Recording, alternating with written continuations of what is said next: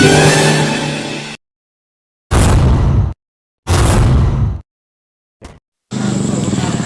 दोस्तों, अगुणे नायब नाज़िम PPCT जे सदर असलम मेमण जे वेझे माइट जे चूने बटे के बाहि लगी आहे। लखें रुपयनि जो हुते काठ सड़ी आहे, पर रोड़ी जो फायर ब्रिगेड जेके भी आहिनि उहे केतिरे अरसे खां ख़राबु आहिनि।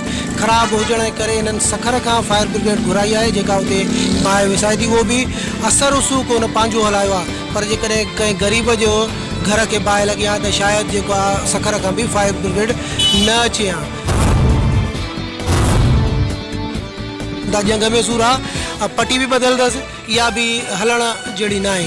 हाणे हीअ साम्हूं हीअ सखर जी आहे, हीअ सखर खां आई आहे जेका हितां भरिजी वञे थी, लोड थिए थी, उते बाहि खे विसाए थी। हाणे राति जा 12 थिया आहिनि। हिन वक़्तु बि जेको आहे बाहि अञा न आहे विसाई, 2-3 कलाकनि खां वठी बाहि हले थी।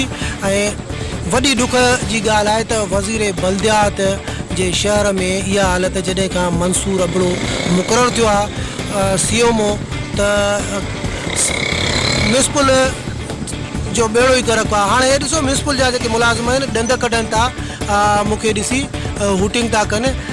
मूंखे ख़बर पई त फायर ब्रिगेड रोड़ी ते 40 खां वधीक मुलाज़िम आहिनि जिन जूं पघारूं जेके घर वेठे खाइनि। ऐं ख़राबु ऐं बंदि थियल गाॾियुनि जे मरमत ऐं डीज़ल जा बिल बि म्यूनिसिपल अमलदार वठी हड़प करे वञे।